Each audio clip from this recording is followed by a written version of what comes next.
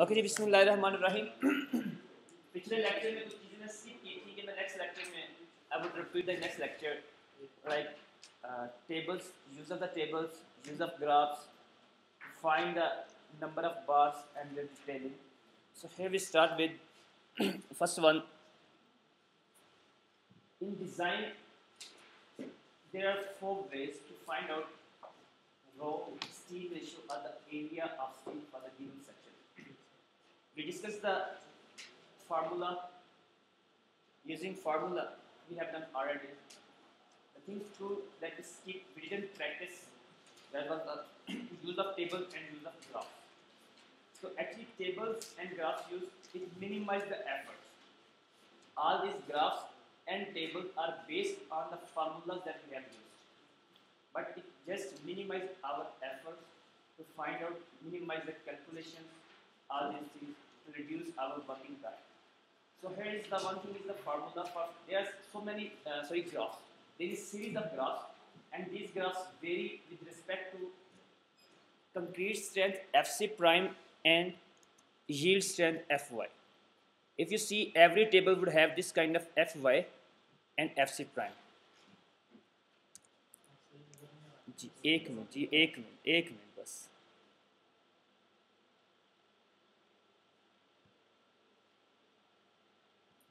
Every table would have this Fy, yield strength of steel, and this Fc prime, compressive strength of concrete.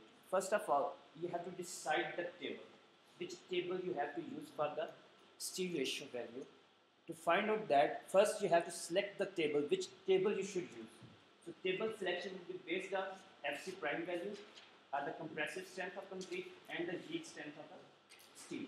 So based on these two parameters, first you will check which table you have to select. First you select the table. Then if you memorize the previous lecture, where we first we determine the in design we determine the steel ratio, raw value. In analysis, we determine the moments. So these are the table and graphs that you can use both for design and analysis without any change.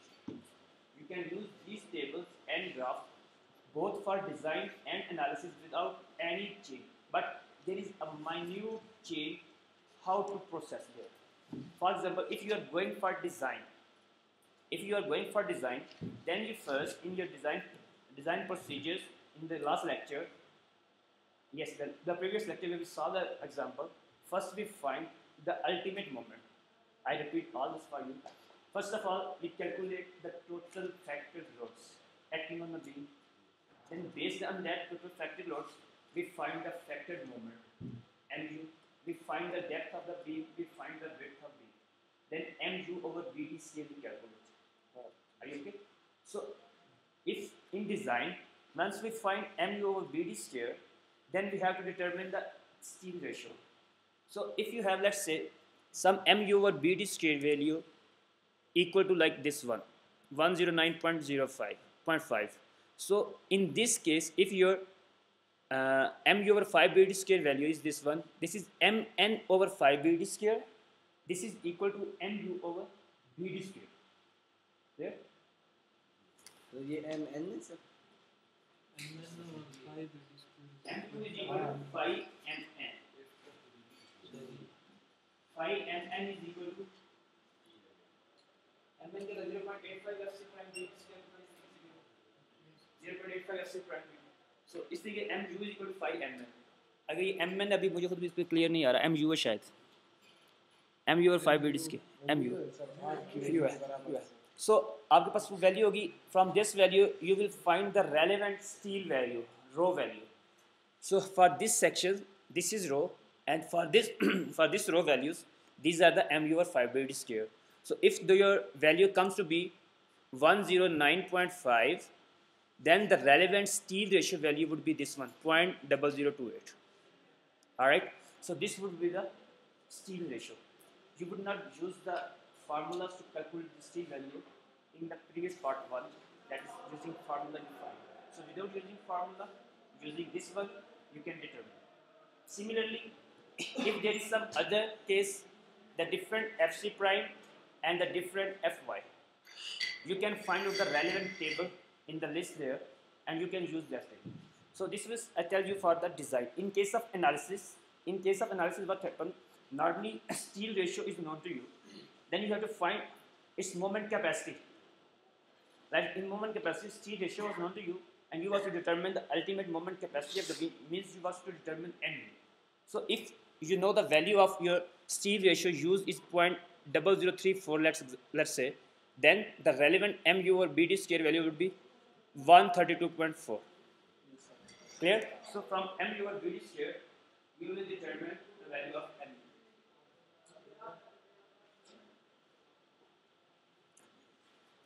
This table is clear? How to use this table? Yes.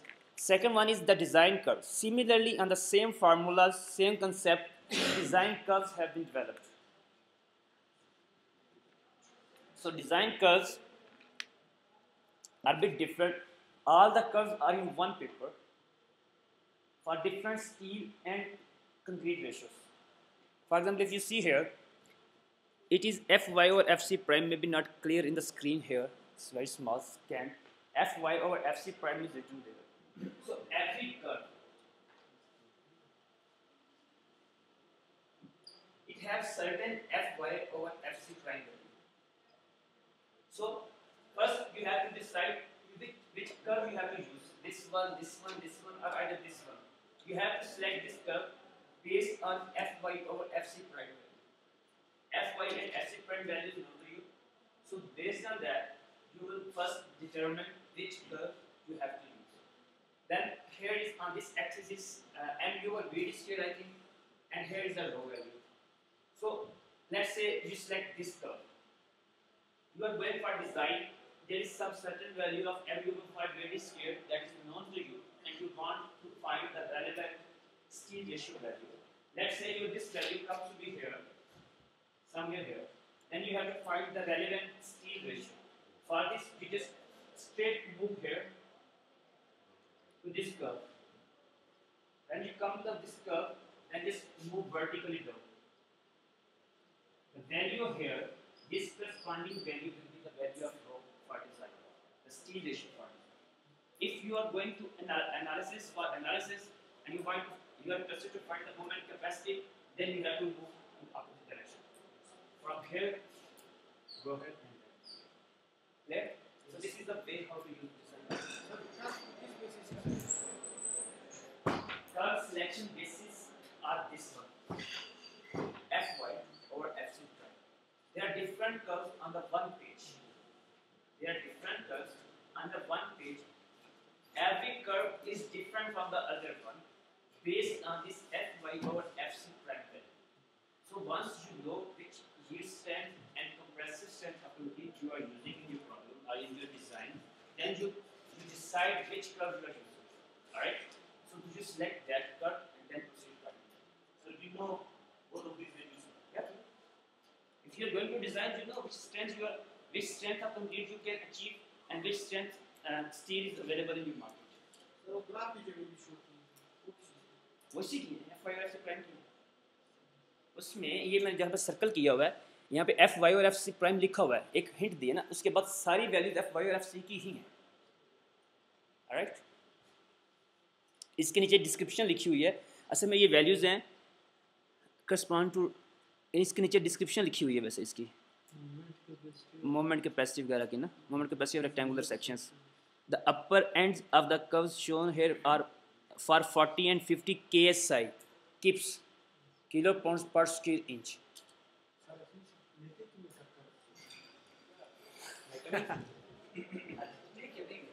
ये तो वही सवाल हो गया रोटी खाते हैं पानी क्यों पीते हैं साथ सर टेबल यूज करेंगे there are 4 ways to find the steel ratio in your design.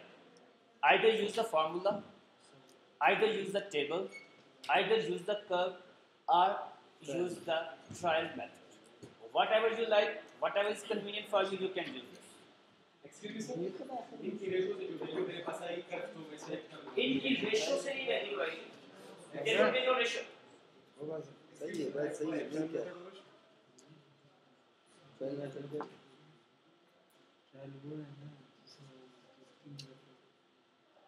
There would be no ratio. This Fy describes the yield strength of steel. Let's say 60 KSI, 60,000 pounds per square inch. 60,000 pounds per square inch is equal to 60 KSI. It's using the units KSI. Simple. So if this is Fy, if Fc prime is 20,000 pounds per square inch, it means 20 KSI. So the curve would be 60 over 20.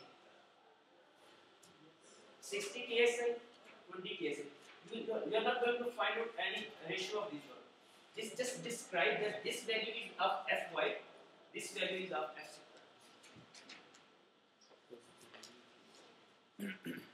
So you can use any method unless you are not restricted to use special method. Then there is some, I discussed in the previous lecture also, how to select the steel bars. So there is a description. When you are using to find out, when you are going to use different bar diameters are selected, the maximum difference of a gap of one size. Let's say if you are going to select two different sizes. This one is small size, this one is the big size.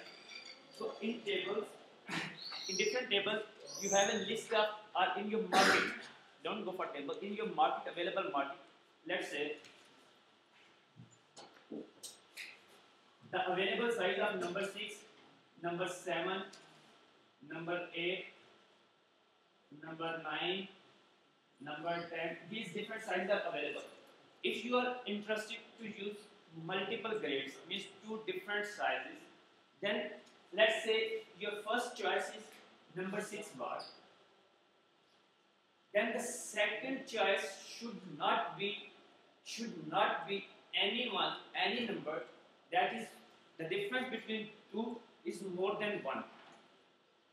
Like more than 1 means not numerical 1. 1 means the size available. Or in other simple words, if you are using two different sizes of steel bars, the one you select, that's okay. The next one you are going to select, that should be the immediately available after the next size. For example, you are using 6 one first, you are not interested to use 7, then you can use number 8. But cannot use number 9. Here the difference would be 2 bars. Yes, sir.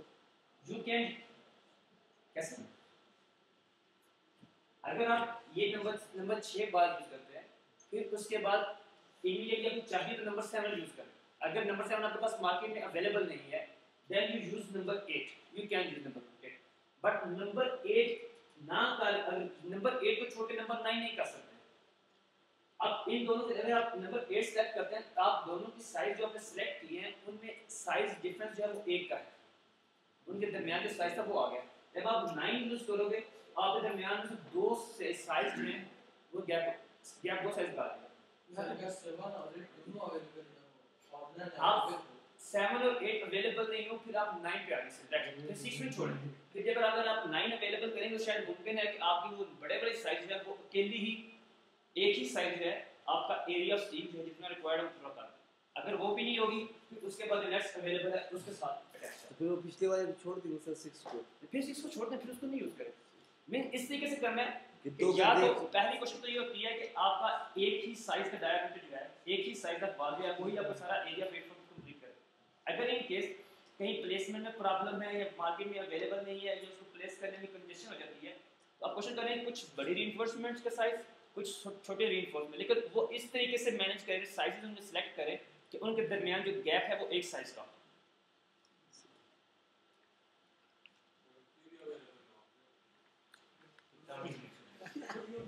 रहने देता हूँ यार. कोशिश करो उस वक्त. Minimum number of bar must be 2 each in one column.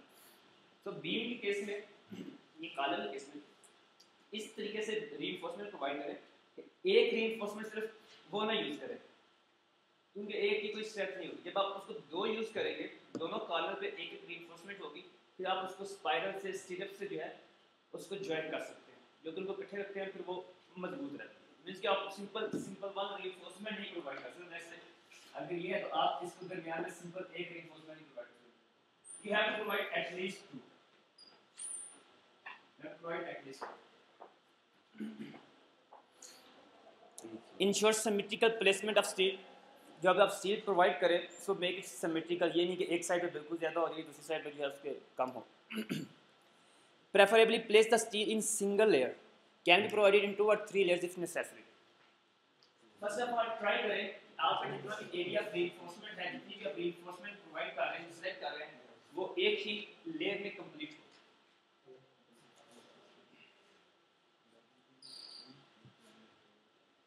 Next है ये, अब इट मींस कि आप एक ही लेयर में स्टील प्रोवाइड कर रहे हैं।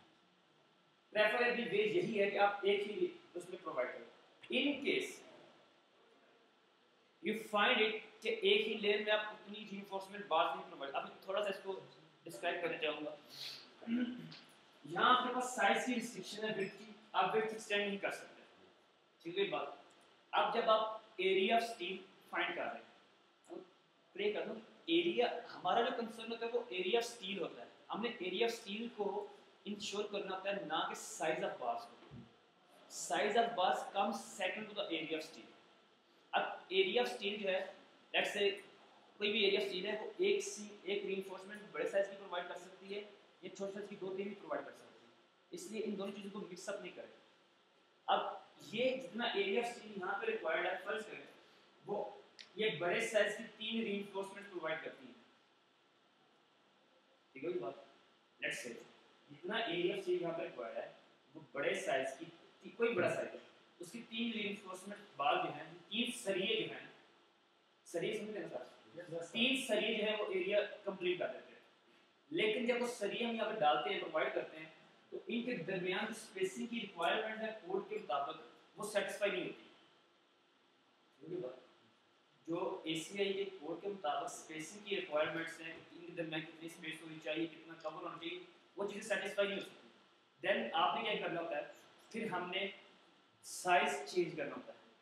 हम छोटा साइज चूज करते हैं और नंबर ऑफ बार्स यकीनन इंक्रीज हो जाएगी। जब हम छोटा साइज यूज करेंगे तो नंबर ऑफ बार्स यकीनन इंक्रीज हो जाएगी। अब जितना आपने साइज और नंबर ऑफ बार्स यूज किए वो भी उतना ही एरिया ऑफ स्टील दे रहे हैं। अब अगर लेट्स से अब 4 बार्स यूज होती हैं, अगर छोटे साइज की इन 3 की बजाय 4 बार्स यूज होती हैं और उनको फिर हम अगर सिंगल लेयर में प्रोवाइड करें, if we again provide that in single layer, again there is problem. If suppose there is again problem of spacing, then what is the solution? Provide 2 layers. 2 layers में provide करें, एक ठीक है। अब क्या ऐसे प्रोवाइड करें? ये सब दो ऐसे नहीं करें। So we will do that, हम दोनों में हर लेयर में 2-2 सीट प्रोवाइड, क्लियर? हम इससे पहली कंडीशन क्या थी, सिंगल नहीं प्रोवाइड करनी स्टील, इनके मिनिमम 2 बार प्रोवाइड करनी। सो उसी कोड को वेरीफाई करने के लिए, उसी कंडीशन को वेरीफाई करने के लिए हम नीचे से पहले 3 प्रोवाइड करते थे, अब नीचे के लिए 2 प्रोवाइड करते हैं, दूसरी लेवल में 2 प्रोवाइड, सिमेट्रिकल भी रखना है, ठीक है। अब इनके दरमियान स्पेसिंग कितनी होनी चाहिए, वर्टिकल इनके हॉरिजॉन्टल स्पेसिंग कितनी होनी चाहिए, वर्किंग ऐसे आ रही है next step.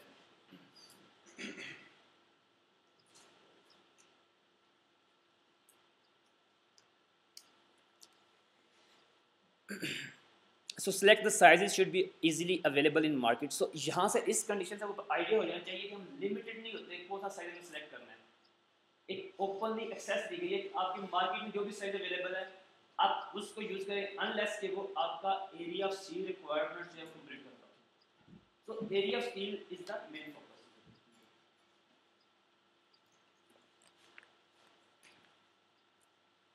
So lesser number of bars is preferred due to ease in cutting, bending and placement. कोशिश यही की जाती है कम से कम रीइंफोर्समेंट नंबर्स प्रोवाइड की। मतलब अगर हमने 4 प्रोवाइड किए हैं, अगर इन्हीं 4 की बजाय अगर हम बड़े साइज की यूज करें तो मे बी 3 रीइंफोर्समेंट्स बार ही है इतना एरिया स्टील में प्रोवाइड कर दें। अगर 3 ही प्रोवाइड करेंगी, आपने बहुत ज़्यादा बीम्स कास्ट करने हैं तो आपने इनको कट भी करना है, इनको जॉइंट भी करना है, स्प्लाइसिंग भी करनी है, कहीं बेंड भी करना होगा। जब 3 करें ये तो काम शॉर्ट हो जाएगा, आपकी लेबर रिड्यूस हो जाएगी, वर्क एक्टिविटी रिड्यूस हो जाएगी। अगर आप 5 से 6 बार करेंगे you have to work more. तो कोशिश करनी होती है कि जो है वो minimum number of bars use किए जा सके, lesser. So minimum ACI recommended clearance must be in bars, कि उनके दरमियान जो क्लियरेंस है वो कितनी होनी चाहिए, UBSA की रिकमेंडेशंस हैं, उसी के मुताबिक डिज़ाइन करना होता है। Minimum spacing must be lesser than the following.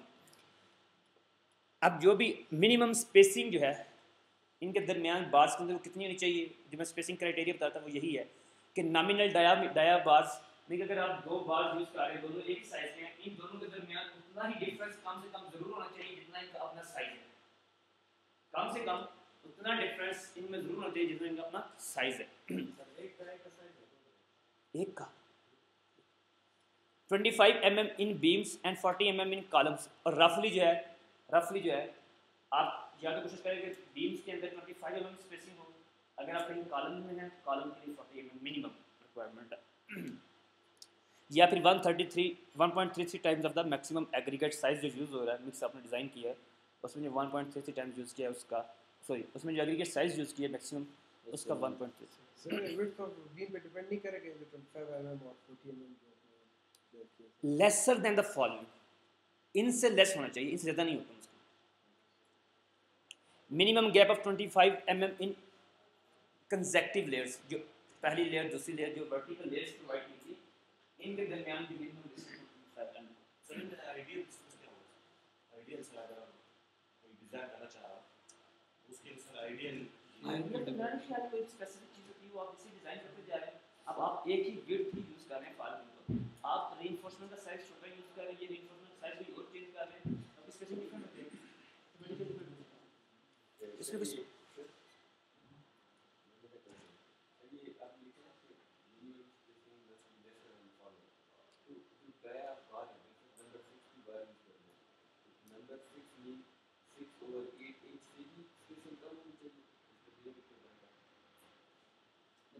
जो आप अगर सारी रीइंफोर्समेंट नंबर 6 यूज हो रही है, अब दो स्पेसिंग दो बार्स के दरमियान जो डिस्टेंस है वो ये होना चाहिए। अब सिर्फ एक क्राइटेरिया है, 2-3 क्राइटेरिया, अब उनमें से जो मिनिमम हो, अगर आपको याद हो अब हमने जब एग्रीगेट का साइज फाइंड किया था हमने 3-4 क्राइटेरिया सेट किए थे, उनमें से स्पेसिंग मिनिमम आ रही थी that was our maximum aggregate size. Same way में यहाँ पे डिफरेंट क्राइटेरिया दिए, अब उनमें से आपका जो मिनिमम आ रहा है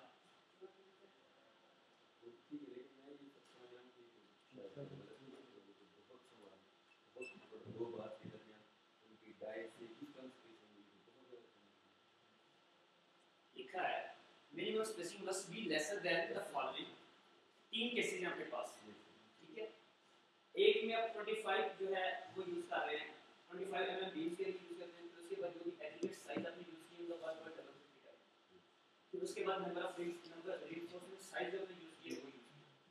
अब इनमें से अगर फर्स्ट करें तो आपकी रीइंफोर्समेंट साइज जो है जिस तरह कह रहे हैं वो एग्रीगेट के साइज से भी स्पेसिंग कम है, एग्रीगेट का साइज है आपकी स्पेसिंग उसको उतर जाएगा क्योंकि दो फार्ट का अपर वैल्यू फिर उसकी वैल्यू होगी एग्रीगेट साइज आ रहा है, एग्रीगेट साइज के 1.33 टाइम्स को यूज करें, तो मिनिमम तो नहीं करें तो उसका मतलब ये है कि कंप्लीट जाएगी, नो कंजेशन हो जाएगी। अब देखो कंजेशन वाली स्थिति में मैंने बताया था अगर ऐसा केस डेवलप हो जाए कि स्पेसिंग का क्राइटेरिया सेटिस्फाई नहीं होगा, आप रीइंफोर्समेंट साइज को रिवाइज करें, रीइंफोर्समेंट साइज को रिवाइज करें तो स्पेसिफिक क्राइटेरिया है इसलिए कि वो सेटिस्फाई करेगा, अगर वो सेटिस्फाई नहीं करेगा तो प्रॉपर जो है वो कंप्लीट नहीं हो पाएगा।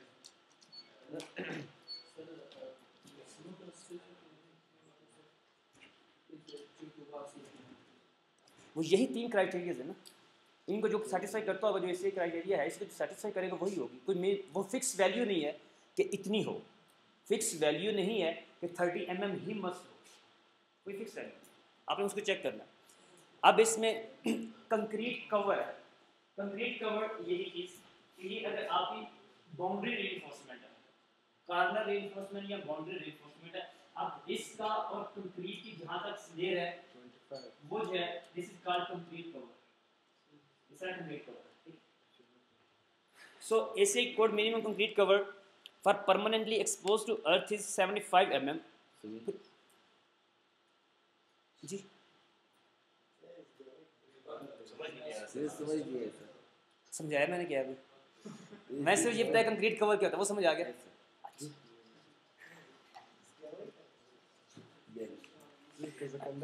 Concrete permanently expose to earth.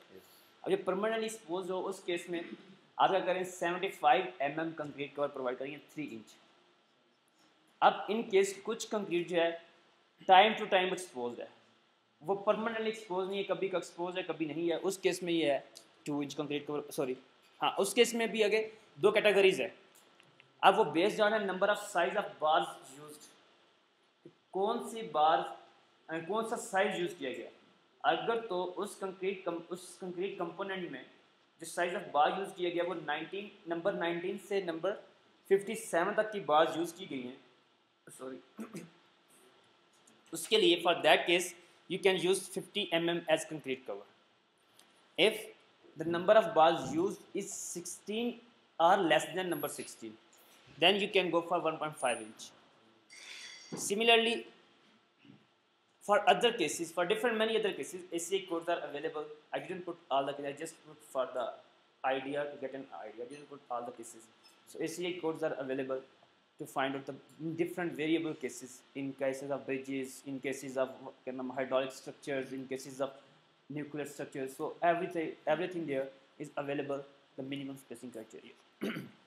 So number of bars in one layer. How to calculate number of bars in one layer? One way, that was just the way I was telling to you, the sizes. If spacing is not okay, then you can go for the next side. Similarly, here is a formula developed for this. For number of spacing, 0.02 times of beam width of beam of web minus 1.4. So it's a factor. So using this formula, you can also decide how many number of bars you can provide. But minimum must be number 2. Minimum number of bars should be 2 on each the layer. So it is for number of layers. One layer, second layer, third layer. So in each layer there should be minimum 2 bars, and in one, how many bars in one layer more than after 2? Minimum should be 2. कम से कम 2 बार तो लाजमी होंगी। अब 2 बार से ज़्यादा कितनी बार हो सकती हैं? 3 हो सकती हैं, 4 हो सकती हैं, 5 हो सकती हैं, 6 हो सकती हैं। उस चीज़ को डिसाइड करने के लिए एक तो सिंपल रिलेशन ये है कि आप उसकी स्पेसिंग चेक कर लें, अगर वो सेटिस्फाई करता है देन ओके, इतनी भी कर सकते हैं। दूसरा केस, ये फार्मूला एक डेवलप्ड है, आप इस फार्मूला को यूज़ करके एसेस कर सकते हैं, एसेस ले सकते हैं, एसिस्टेंस ले सकते हैं कि कितनी वो नंबर ऑफ बार्स हम एक लेयर में यूज़ कर सकते हैं। बट इसमें ये कुछ लिखा हुआ है, rounded to the lower whole number 2, 4, 6, 8। Lower whole number जो भी कंप्लीट नंबर है, नहीं 2 होल नंबर क्या होता है? 2, 3, 1, 2, 3, 1, 3, 5 होता है, नहीं 1, 2, 3, 4, 5 1, 2, 3, 4, 5 होता है, हाँ 1, 2, 3, 4, 5। जी जी, पॉइंट से मतलब अगर 1.6 आंसर आ रहा है, यू विल गो फॉर 1।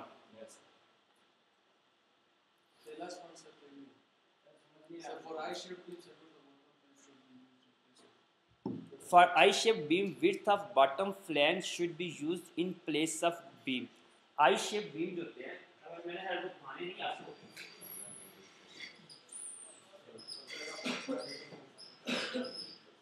इस तरीके से I-shaped beam होता है। अब इस केस के लिए बीम विड्थ जो BW का गया है, अब उसकी जो फ्लैंज की विड्थ है उसको यूज, फ्लैंज विड्थ लिखा हुआ है, अब फ्लैंज विड्थ जो है उसकी, अब इसको ये स्टेम बोलते हैं, इसको फ्लैंज बोलते हैं। अब इसमें जब आप अपने रीइंफोर्समेंट प्रोवाइड कर रहे हैं, आप उसकी BW बोलेंगे, अब उसकी ये फ्लैंज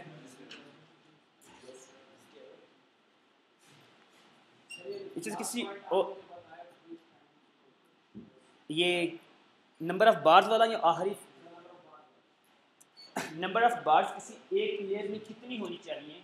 3 हो, 4 हो, 5 हो, 6 हो, ये डिसाइड करने के लिए आप ये फार्मूला यूज़ कर सकते हैं। इस फार्मूला को यूज़ करके जो अगर लेट्स से आपकी वैल्यू आ रही है 3.7 वैल्यू आ रही है, अब उस लेयर के लिए नंबर ऑफ रीइंफोर्समेंट बार्स 4 नहीं प्रोवाइड करेंगे, you provide number of reinforcement bars 3। अगर पॉइंट्स में कोई वैल्यू आ रही है तो उसको आप लोअर होल नंबर पर ट्रांसफर करेंगे।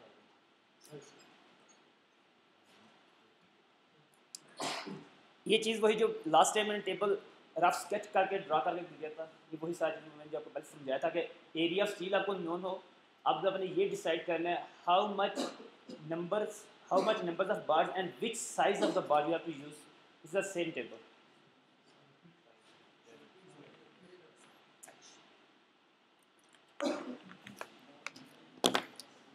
स्क्रीन पे रिपीट कर दूं अब। ओके जी, देखिए लेट्स से आपके पास आपने जो एरिया ऑफ स्टील आपने डिज़ाइन करना है, let's say that comes to be 6 inch square, 6 inch square. अब आपने 6 इंच स्क्वायर के लिए फाइंड करना है, no you have to decide for 6 inch square area of steel how much number of bars and which size of steel bar you have to use. Clear? So here you will first find the area, that's the nearest possible area of the 6. Nearest possible area of the 6. Your immediately increased size of the than the 6 inch square. Mean कि 6 से जो करीब तरीन उससे बड़ा size है, बड़ा area है, वो कौन सा है?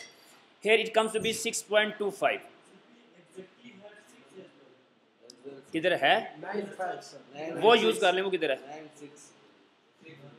Number 9 bar sir, 6 Number 9 bar. Okay, ये 6 पड़ा हुआ है जी। अब इसमें टेबल में आप पहले वो चेक कर लें, अगर आपके पास ये एग्जैक्टली अवेलेबल है 6 इंच के, आपके पास ये एरिया आ गया। अब आपने ये डिसाइड करना है कि इस एरिया के लिए रीइंफोर्समेंट का साइज़ क्या हो और रीइंफोर्समेंट की बार्स की तादाद कितनी हो। जब आप ऊपर जाएंगे, वर्टिकली मूव करें, so this will give you the number of bars, means you have to use 6 number of bars. Which size bars move this way, you will get the number of bars. So number 9 bar, 6 number 9 bars, and you will write here as 6 number 9 bar. Use 6 number 9 bars and you can write the area of this 6 inch square, whatever it is. In design you would write in this way. Yes sir. So there you get area in millimeter squares. millimeter square के लिए millimeter ये inch square की table है, millimetres के लिए भी ये FPS system के टेबल्स हैं, इसी तरह एमकेएस सिस्टम के लिए भी टेबल्स हैं। Then is the bar bending schedule. अब बार बेंडिंग स्केड्यूल क्या है जी? Clear? Bar bending schedule, the importance of bar bending schedule, actually it is 2 or 3 gives you very easy ways. First of all, जब आप order करते हैं different size की आप bars use कर रहे हैं, डिफरेंट साइज की आप बार्स यूज कर रहे हैं, you put an order, you say let's say 20 ton steel of number 9, 10 ton steel number 6. So आपने ये इंडिविजुअली सेपरेटली कैलकुलेट करना होता है इन टन्स, बट जब आप डिज़ाइन करते हैं तो आपने यहाँ पे हर बीम के अंदर, हर कॉलम के अंदर डिफरेंट साइज की रीइंफोर्समेंट्स यूज की हुई है। So it's very tedious calculate all this, कि टोटल जो है नंबर 6 की कितनी रीइंफोर्समेंट थी, नंबर 9 की कितनी रीइंफोर्समेंट यूज की हुई है। It's very tedious job. Another way, अब आपने जो बंदा फिक्सर है, स्टील फिक्सर होते हैं, उनको आपने शेप ड्रा करके दे दी होती है, उनको साथ में लिख के ड्रा करना है इसके कितने पीस काटने हैं। जिस जो स्टील फिक्सर्स हैं, आपने उनको ये बताना है कि किस साइज के बार के कितने पीस और कितनी कितनी लेंथ के पीस काटने हैं। ये चीज़ आपने बतानी होती है कि उनकी शेप्स क्या होगी, उनके बैक्स कितने होंगे, ये सारी चीज़ करनी है। तो इन सारी चीज़ों को खुद एडवांस एक ही जगह पे लेके आने के लिए और सबको कलेक्टिवली और इजी वे में प्रेजेंट करने के लिए बार बेंडिंग स्केड्यूल है। नॉर्मली ये पढ़ाया जाता है कंस्ट्रक्शन एस्टिमेशन में, कंस्ट्रक्शन एस्टिमेशन वगैरह में जो है ये चीज़ पढ़ाई जाती है। और अभी डॉक्टर साहब ने अपनी बुक में क्योंकि ऐड की होता, सो I think it will be very good I add also. बस इसके लिए इंट्रोडक्शन होगा आपको, क्योंकि मैं हमने खुद भी इसको नहीं पढ़ा। जब मैं खुद जॉब की, मैं शुरू में रिजल्ट देखी, मैं थोड़ी देर जाती थी बस, तो उस पर वो लोग, उनके पास कोई ऐसा आइडिया नहीं था, दे were just doing rough job. So then I इसको ड्रा करने के लिए आप सिंपल एक्सेल शीट बना बहुत इजी कर लेंगे। नॉर्मली ये होता है इसके सिर्फ स्केच बने होते हैं, स्केच आई मीन के टेम्पलेट है, आप उसी के ऊपर एक कॉलम ड्रा कर लेते हैं, वहीं पे आप मैन्युअली कैलकुलेट करते रहते हैं। द इजीएस्ट वे कि आप एक एक्सेल शीट बनाएं, उसी एक्सेल शीट के ऊपर आप इस चीज़ को सॉल्व करें। एक्सेल शीट जो है वो एक मौलवी साहब ने असाइन किए थे मुझे, वो एक्सेल शीट बनी हुई है, आप उसमें जस्ट साइजेस चेंज करते जाइए, नंबर करते जाइए, ऑटोमेटिकली कैलकुलेट कर देगा टोटल वेट कितना निकालना है इस चीज़ का। सेम में अब जब आपके पास डिज़ाइन होता है तो आप जो ड्राइंग होती है डिज़ाइन के अंदर, उसके ऊपर आपने मेंशन किया होता है कि इसकी लेंथ कितनी है। एक बीम जो है, लेट से उसकी बीम की लेंथ जो है 30 फुट है फॉर एग्जाम्पल, एक बीम की लेंथ जो है, अब इसकी लेंथ है 30 फुट है। अब इसमें आपने एक रीइंफोर्समेंट, मेन रीइंफोर्समेंट प्रोवाइड करनी है ऐसे। आई थिंक जो स्टील की वैसे पूरी 40 फुट की लेंथ होती है, 40 की होती है। अब फॉर एग्जाम्पल आपने 30 की लेंथ प्रोवाइड करनी है। अब अगर आप सिर्फ उसको ये इंस्ट्रक्शन वाले को ये इंस्ट्रक्शन दे दें कि वो क्या नाम है, जो 40 की लेंथ है, 40 फीट की लेंथ है, उसमें से 30 फुट काटता जाए तो बाकी 10 फुट एक साइड में पड़ता जाएगा, ज़्यादा होता जाएगा। उसका भी यूज़ है, ये नहीं उसका यूज़ नहीं है। अब अगर फॉर एग्जांपल 60 फुट का बीम है आपका, 60 फुट का कोई स्पैन है या कोई स्लैब है, आपने उसमें 60 फुट की स्टील बार एक कंटिन्यूसली मेन रीइंफोर्समेंट प्रोवाइड करनी है, but the maximum size available of one length is 40 foot. अब उस केस के लिए क्या करेंगे, लेट्स से ये 60 फुट है और आपने यहाँ पे 40 फुट की दो भी नहीं प्रोवाइड कर सकते, मीन्स कि आपने कोई लैब प्रोवाइड करना था उसके ऊपर। अब इसमें क्या करेंगे, जो 40 फीट वाले एक पीस है वो पूरे का पूरा आप यूज करें, लेट्स से यहाँ तक आप 40 फीट का एक पूरा पीस यूज करते हैं। अब इसके साथ जब दूसरा पीस यूज करेंगे दैट वुड बी 20 फुट, यहाँ से तो 20 फुट होगा, बट इन दोनों की जॉइंट को बॉन्ड को मजबूत करने के लिए आप उसको ओवरलैप करेंगे, 1 फुट का ऑलमोस्ट ओवरलैप होता है। अब ये जो 1 फुट का ओवरलैप है, अगर आप सिर्फ रफ कैलकुलेट करें ऐसे तो आप इस 1 फुट के ओवरलैप यानी 2 फुट की रीइंफोर्समेंट्स को निगलेक्ट करते जाएंगे। जब आप बार बेंडिंग स्केड्यूल करेंगे तो उसमें आपको पता है कि अगर 60 फुट की एक मेन रीइंफोर्समेंट प्रोवाइड करनी है आपने, तो वहाँ में पूरा 60 फुट स्टील नहीं यूज होगा, 62 फुट यूज होगा। वहाँ पे सिर्फ 60 फुट यूज नहीं होगा, 62 फुट यूज होगा। अगर आप सिर्फ डायरेक्ट यही कर अज्यूम करते जाएंगे 60 फुट के 8-10 पीसेस, तो आपकी फाइनल कैलकुलेशन में बहुत बड़ा डिफरेंस आ जाएगा स्टील का। सो जब आप बार बेंडिंग स्केड्यूल यूज करेंगे, आप उसके साथ में स्केच ड्रा करेंगे, आपको साथ में ये भी आइडिया रहेगा कि मेरे बेंड्स कहाँ हैं, बेंड कहाँ प्रोवाइड किए हैं, ओवरलैप कहाँ पे प्रोवाइड किए हैं, तो अभी जो छोटी छोटी चीज़ें ये भी निगलेक्ट नहीं कर सकेंगे, उसमें आपकी ये चीज़ें भी कैलकुलेट हो जाएंगी, तो जो आपके प्रॉपर आप बात करके लिए इश्यूज डेवलप नहीं होंगे। सो इसी तरीके से आप डिफरेंट रीइंफोर्समेंट जो होती हैं एक ही बीम के अंदर, कॉलम के अंदर, स्लैब के अंदर जो भी डिफरेंट प्लेसमेंट्स होती हैं, आप हर रीइंफोर्समेंट एक स्पेशल डेजिग्नेशन नंबर दे देते हैं, कोई भी ABCD जो भी आप किसी को उनको मेन रीइंफोर्समेंट फर्स्ट कॉलम की मेन रीइंफोर्समेंट, सेकंड कॉलम की मेन, किसी तरीके से भी आप उनको कोई एक डेजिग्नेशन नंबर दे देते जो कि आपको याद रहे कि मैंने इस रीइंफोर्समेंट को कौन सा नंबर दिया, और ड्राइव्स के ऊपर आप उसको मार्क कर सकते हैं। अब वो करें, फिर उसके बाद आपने क्या करना होता है, उसकी नंबर ऑफ बार्स कितनी यूज करनी है। मसलन अब ये है, इसके लिए कितनी नंबर ऑफ बार्स यूज होगी, 60 फुट की इसकी लेंथ कितनी होगी, इसकी लेंथ कितनी होगी, टोटल लेंथ कितनी यूज होगी और नंबर ऑफ बार्स कितनी यूज होगी। अब आप ये अज्यूम करें आप इस तरीके के 10 बीम बना रहे हैं जो 60 फुट के स्पैन के हैं, आपको ऐसा नहीं होगा, जब कुछ कंटिन्यूस बीम हो तो उसमें ये आ जाता है। अब 60 फुट स्पैन के 10 बीम यूज कर रहे हैं, इट मींस कि आप इस तरीके की 10 रीइंफोर्समेंट ऐड करेंगे, ठीक है। अब हर एक की लेंथ कितनी होगी, 62। जब वो 10 इसके साथ मल्टीप्लाई होगा तो ऑटोमेटिकली सब की पूरी आपको बता देगा टोटल लेंथ कितनी होगी।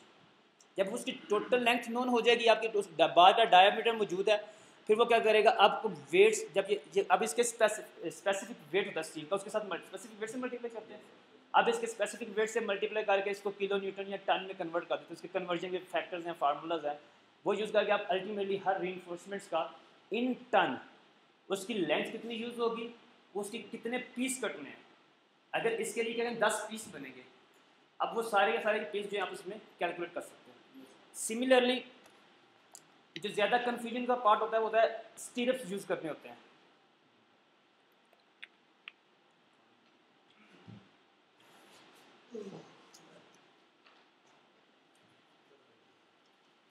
बोलोगे यार नींद आ गई मेरे यहाँ से लेक्चर खत्म होने वाला लेक्चर खत्म होने वाला नहीं वो उसमें ब्रेक दूंगा मतलब इधर नहीं भी ब्रेक देता हूँ बस ये कंप्लीट कर दी अब फॉर एग्जांपल ये एक कॉलम है ये कॉलम की साइड की रीइंफोर्समेंट है अब आपने देखा कॉलम के वो स्पाइरल्स या क्या वो रिंग्स वगैरह प्रोवाइड करते हैं स्पाइरल वगैरह अब इनकी स्पेसिंग डिफरेंट होती है इनकी स्पेसिंग भी डिफरेंट होती है अब इसमें आप अपने इसके लिए रीइंफोर्समेंट्स कैलकुलेट करनी है अब उसका क्या होगा आप सिर्फ पहले इसकी शेप कैलकुलेट करें शेप क्या होगी अब फॉर एग्जांपल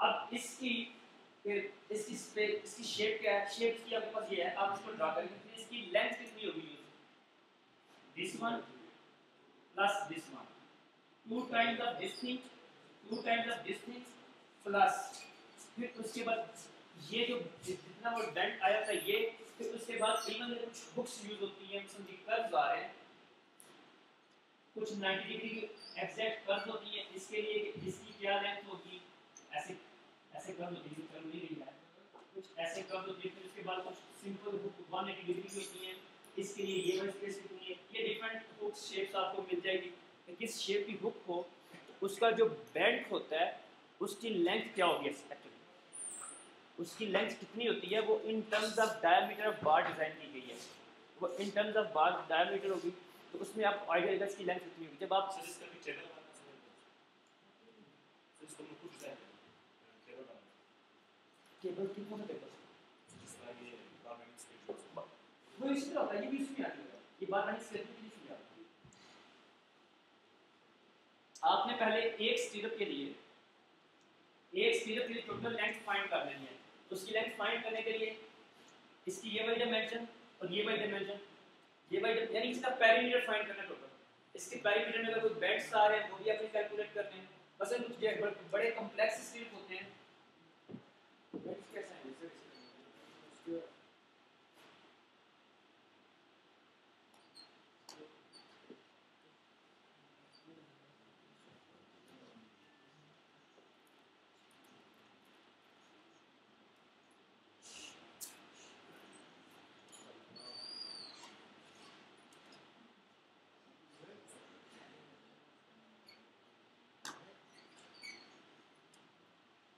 इस तरीके से अब ये भी रीइंफोर्समेंट है इसे भी रीइंफोर्समेंट हर रीइंफोर्समेंट में पॉसिबल बेंड होता है ठीक है 90 डिग्री बेंड है ये 90 डिग्री क्यों क्या इधर से ये है इधर से ये है इधर ये दो हैं अब इनकी भी कुछ खास लेंथ होती है ये वाली चीज़ है इसकी भी एक खास लेंथ होती है ये लेंथ होती है अब आप एक स्टीरअप को बनाने के लिए टोटल लेंथ कितनी रिक्वायर है आप वो कैलकुलेट कर लेते हैं यहाँ से लेके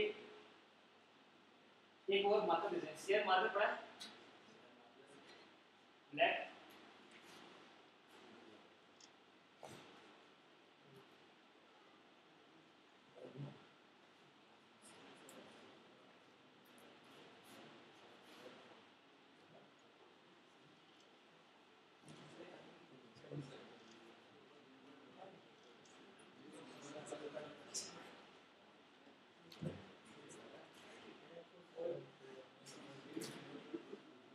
ब्लैक पार्ट्स नजर आ रहे हैं अब ये ब्लैक पार्ट्स जो कर्व है अब इनकी लेंथ कितनी होगी 90 डिग्री हुक के लिए इसकी लेंथ डिफरेंट होती है 180 डिग्री की हुक के लिए डिफरेंट एंगल्स की हुक्स होती हैं उनके लिए इनकी डिफरेंट लेंथ होती है अब आप जब इसकी एक स्टीरअप की टोटल लेंथ फाइंड करनी है अब आपने उसकी यहाँ से ये वाली डायमेंशन फाइंड करें जितनी डायमेंशन इधर होगी उतनी उधर होगी ये प्लस ये वाली डायमेंशन एंड ये वाली डायमेंशन फिर इसमें आप ये सारी बुक्स जो है इनकी लेंथ को ऐड करें प्लस जो ये वाला एक्स्ट्रा आई है ये वाली बेंड आया हुआ है इसकी लेंथ ऐड करें ये भी दो होते हैं अब इस तरीके से आप एक स्टीरअप के लिए टोटल लेंथ फाइंड करेंगे शेप आप इसकी ड्रा कर लेंगे सब की जैसी होगी ये स्टीरअप भी डिफरेंट टाइप से होते हैं मैं जस्ट एक जो कॉमन सी चीज़ है वो दिखा रहा हूँ आपको अब सभी एक सिरप की लेंथ फाइंड कर लेंगे, टोटल नंबर ऑफ सिरप्स कितने हैं वो ऑटोमेटिकली उसके लिए जो है वो आपको टोटल सिरप कितनी रिक्वायरमेंट बता देगा कि जब आप फार्मूला करेंगे। अब इसमें फॉर एग्जांपल ये नंबर टू पे हमारे पास कोई सिरप आ रहा है। अब सिरप के लिए इसके लिए length of number of bars mean number of pieces, कितने सिरप्स आपको रिक्वायर है, कितने syrups, let's say 100 syrups require है, तो एक के लिए लेंथ कितनी होगी, लेट्स से 20 फीट होगी, 20 फीट बहुत ज़्यादा है, 8-10 फुट लेट्स से होती है। तो आप उसको 200 सिरप्स के साथ मल्टीप्लाई करेंगे तो वो टोटल जो लेंथ दे देगा 200 सिरप्स बनाने के लिए वो आ जाएगी। अब उसका बार डायमीटर आपको नोन है, जब आप उसको स्पेसिफिक वेट से मल्टीप्लाई करेंगे उसके लिए वेट अलग से आ जाएगा। सो सिरप्स के लिए कितना वेट चाहिए, कितना स्टील ऑर्डर करना है वो आप अलग मंगवाएंगे। सर स्टीलर्स का बात है, स्टीलर्स के लिए जो बात वो है डिजाइन, डिजाइनर सिर्फ ज़्यादा है, ये जिसमें बार बैंडिंग समझा रहा हूँ, डिजाइनर सिर्फ नहीं रहा।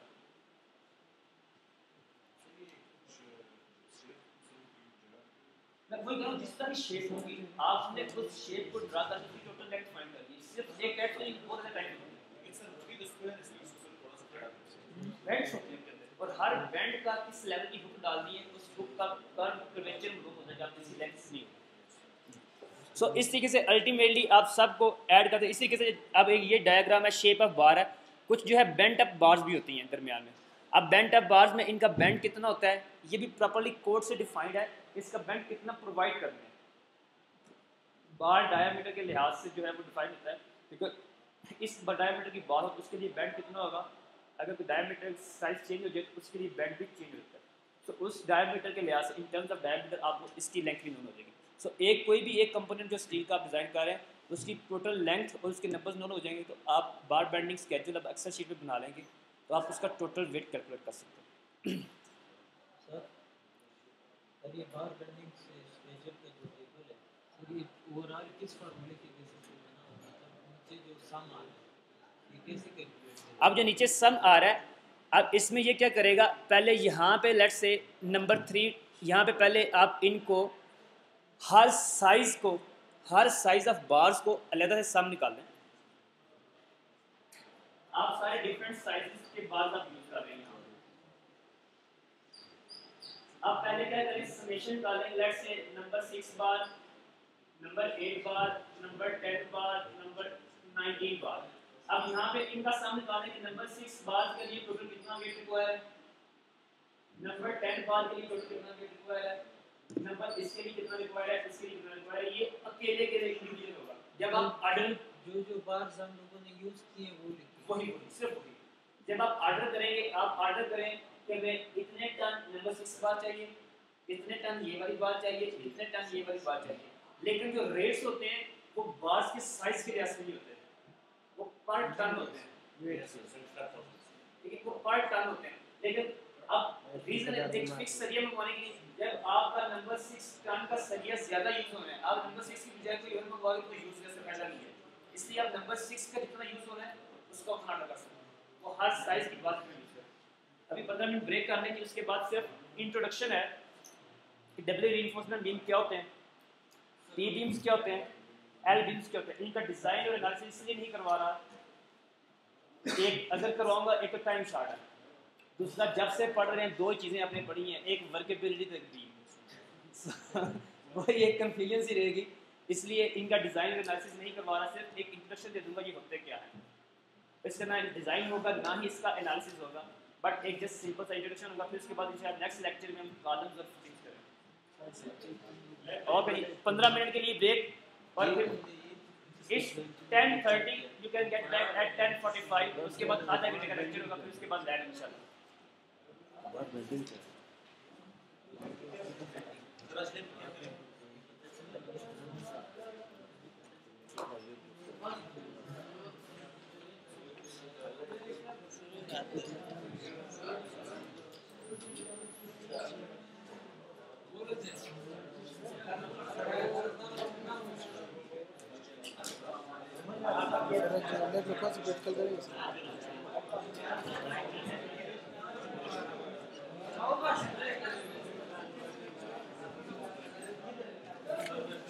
संगे अस्सलाम वालेकुम। सर ये दो चीज़ मुझे कंफ्यूज हो गया है, समझ नहीं आया सर। ये बार नंबर 6 और ये बार नंबर 9